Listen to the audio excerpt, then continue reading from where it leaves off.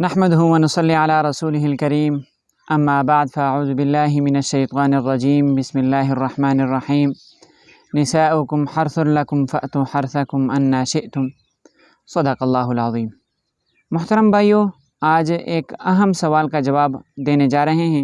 اہم مسئلہ ہے، کبھی بھی آپ کو اس کی ضرورت پڑ سکتی ہے اور شاید آپ کو اس وقت جواب ملنا مشکل ہو جائے گا، تو اس لیے وقت سے پہلے ہم آپ کے سامنے اس کا جواب لا رہے ہیں۔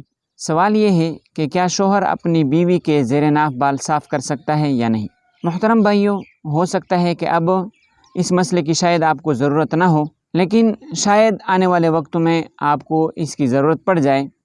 تو محترم بھائیو، جواب دینے سے پہلے ہم 2 حدیثیں بیان کریں گے اور پھر اس کے بعد ہم اس کے جواب کی طرف آتے ہیں، اس سوال کے جواب کی طرف آتے ہیں۔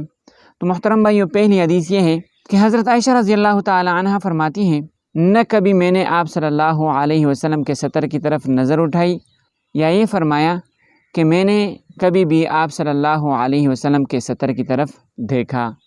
یہ پہلی حدیث ہوئی۔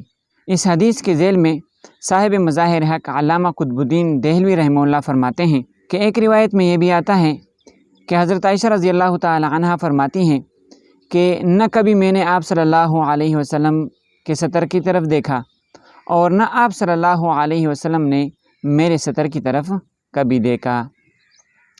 تو محترم بھائیو، اس سے معلوم ہوا کہ اگرچہ میاں بیوی کا ایک دوسرے کے بدن کے ہر حصے کو دیکھنا جائز تو ہے، لیکن شرم و حیا کا انتہائی درجہ یہ ہے کہ بلا ضرورت میاں بیوی آپس میں ایک دوسرے کا سطر نہ دیکھیں۔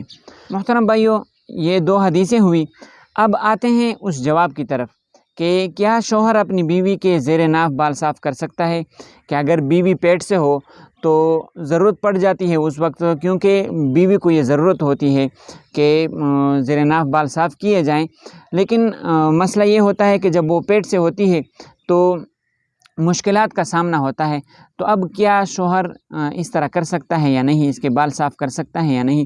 تو محترم بھائیو، شوہر اپنی بیوی کے زیر ناف بال صاف کر سکتا ہے، اس میں کوئی حرج نہیں ہے۔ ہاں، البتہ بلا ضرورت شرمگاہ کو دیکھنا یہ بہتر بات نہیں ہے۔ محترم بھائیو، امید ہے یہ مسئلہ آپ لوگوں کے سمجھ میں آ چکا ہوگا۔ اللہ تعالیٰ سمجھنے کی توفیق عطا فرمائے۔ وآخر دعوانا ان الحمد للہ رب العالمین۔